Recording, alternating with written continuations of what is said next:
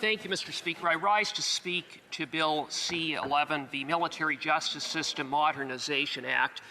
In short, this bill amends the National Defense Act by removing investigative and prosecutorial jurisdiction in respect of sexual offenses from the Code of Service Discipline, and it would transfer such jurisdiction to civilian authorities on an exclusive basis to the extent that such offenses are alleged to have arisen within Canada.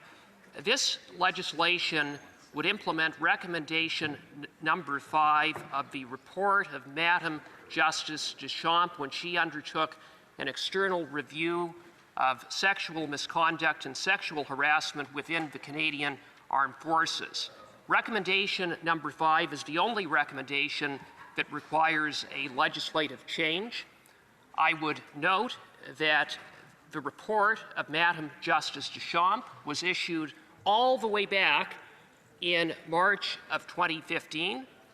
The government of the day, the Harper Conservative government, committed to implementing all 10 recommendations of the Deschamps report. Of course, shortly thereafter, there was a change of government, the election of these Liberals, and nothing was done.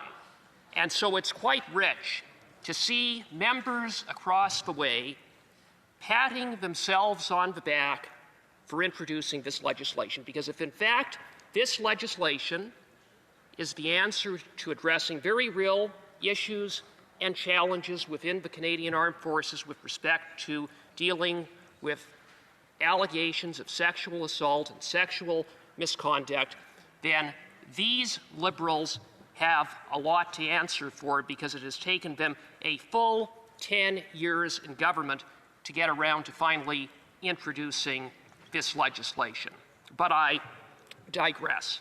Now, with respect to the substance of this bill, as I noted, it transfers jurisdiction from the Code of Service Discipline to civilian authorities with respect to the investigation and prosecution of offenses of a sexual nature within the Canadian Armed Forces. Now, by way of background, the Code of Service Discipline, the purpose of the Code of Service Discipline is to maintain discipline, efficiency, and morale within the Canadian Armed Forces. That broad proposition has been recognized by the Supreme Court of Canada in the 1992 Genereux decision, the more recent 2019 Stillman decision, and is stated to be so at Section 55 of the National Defense Act. Conservatives stand with victims first and foremost, and it is on that basis that we will be supporting this legislation at second reading.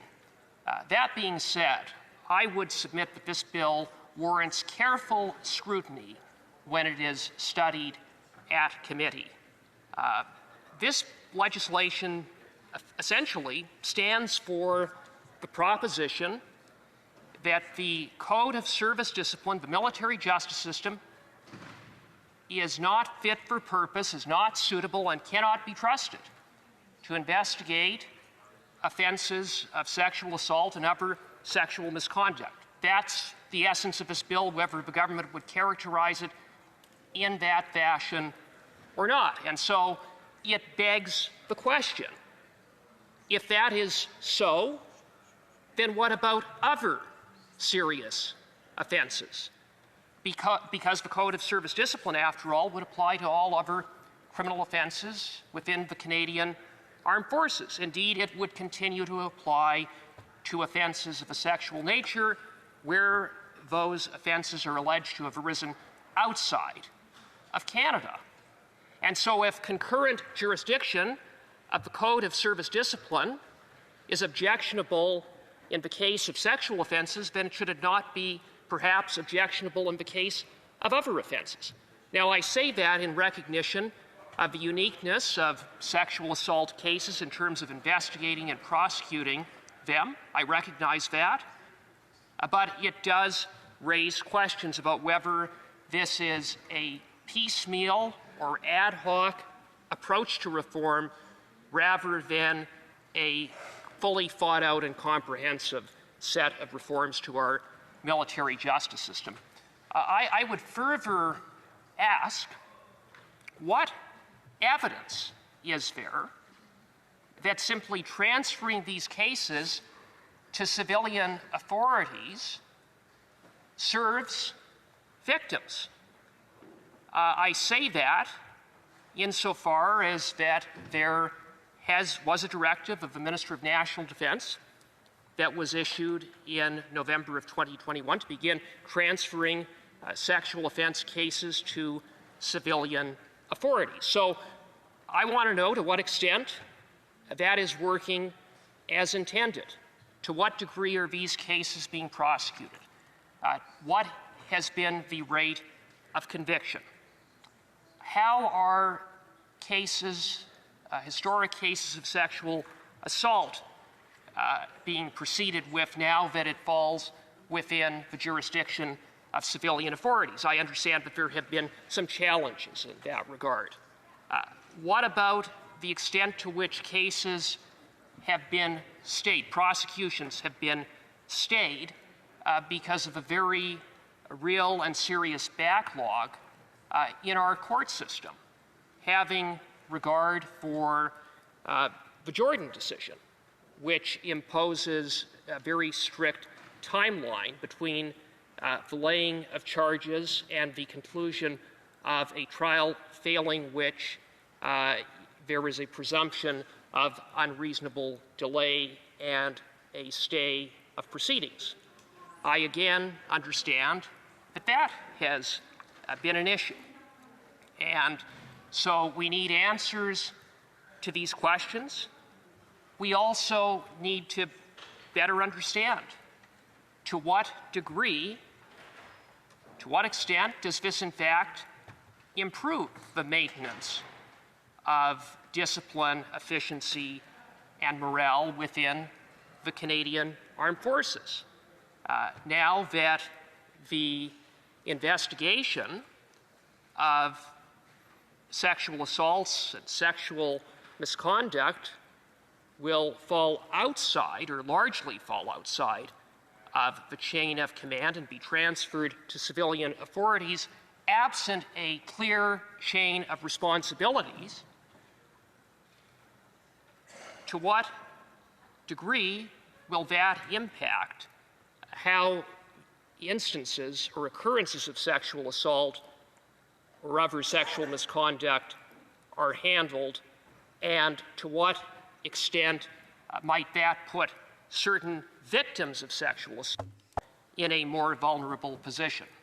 So these are, Mr. Speaker, some of the many questions that need to be addressed, and I know that my Conservative colleagues on the National Defense Committee look forward to working with members on all sides of this House to hear from as many witnesses as possible, first and foremost from victims of sexual assault, but also actors within the military justice system, members of the Canadian Armed Forces, victims groups, and so on. We need to have a thorough study to deal with some of the complexities that have got to be addressed in what is a well-intentioned bill, and the objective of which I support. We need to get this right, first and foremost, for victims of sexual assault within the Canadian Armed Forces who deserve a safe